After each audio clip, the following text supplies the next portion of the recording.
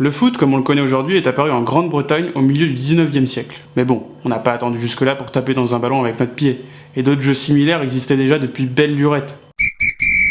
Aujourd'hui, on va parler du ballon. Il paraît même qu'on aurait retrouvé des ballons en pierre datant de la préhistoire. Non, je déconne. Faudrait être sacrément con quand même. Les premiers ballons datent à peu près de l'Antiquité et étaient en cuir avec du crin, des cheveux ou des plumes à l'intérieur. Mais c'était sympa pour l'époque. Le seul problème, c'était que le ballon rebondissait pas. Donc on a eu l'idée de mettre de l'air à l'intérieur. Et pour ça, il fallait un matériau étanche et hermétique. Et ça courait pas les rues à l'époque. Quoique. On a utilisé des vessies de porc. Une petite partie de biche volet ?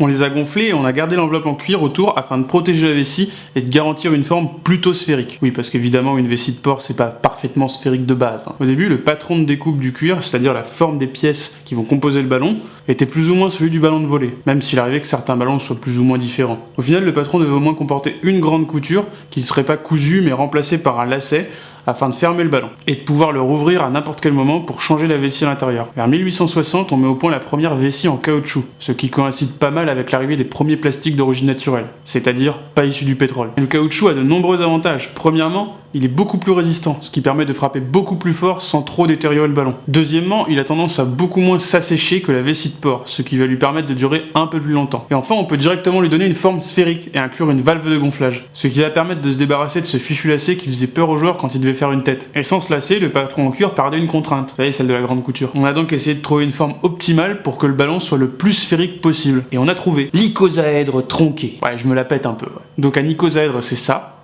Ouais, j'ai fait une maquette.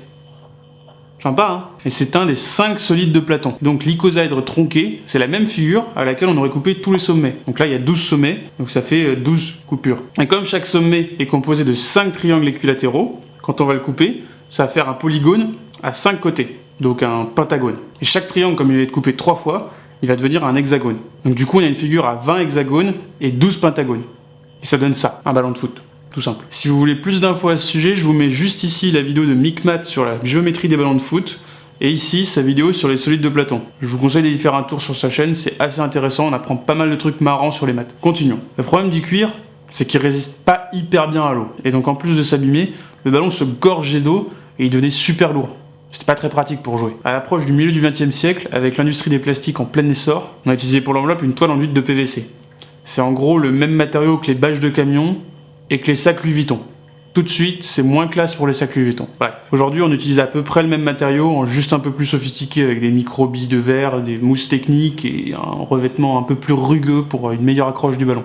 Mais en gros, c'est la même chose. Sinon, les couleurs et les graphismes du ballon sont assez intéressants à regarder aussi. Par exemple, en 1970, comme le foot commence à être bien diffusé à la télévision, on a besoin de bien distinguer le ballon à l'écran. Et donc, on décide de le faire en noir et blanc. Donc celui-là, c'est le Telstar, le premier ballon fait pour être vu correctement à la télé. En 1978, le premier modèle du Tango fait son apparition. Et son graphisme affiche plus de rondeur afin de rendre le ballon plus dynamique visuellement. Et ce graphisme va être décliné en gardant plus ou moins la même forme générale jusqu'à son dernier exemplaire en 1998, le Tango tricolore, qui fut le ballon de l'équipe de France, et qui fut surtout le premier ballon utilisé plus d'une couleur. Parce que pour appliquer un motif sur un ballon, on n'utilise pas une imprimante et puis voilà. On utilise le procédé de la sérigraphie. En gros, c'est comme un pochoir au travers duquel on fait passer une encre, et pour chaque couleur, c'est un pochoir différent. Donc forcément, ça peut prendre un petit peu de temps quand c'est fait à la main. Bon, maintenant on s'en fiche, on peut mettre plein de couleurs puisque tout est automatisé. D'ailleurs, la forme du patron de l'enveloppe est aussi maintenant beaucoup moins importante puisqu'elle va être chauffée et déformée de manière sphérique. On appelle ça le thermoformage. Non, pas le thermofromage, le thermoformage. Je vous mets juste ici un lien vers une vidéo qui vous montre le procédé de fabrication d'un ballon actuel. Pour conclure, on a vu que le ballon de foot est quand même un objet qui a pas mal évolué au fur et à mesure des inventions technologiques, et aujourd'hui ils sont tellement perfectionnés et complexes que les marques dépensent des millions en recherche et développement. Sur ce, merci d'avoir suivi cette vidéo, je suis super content de vos retours.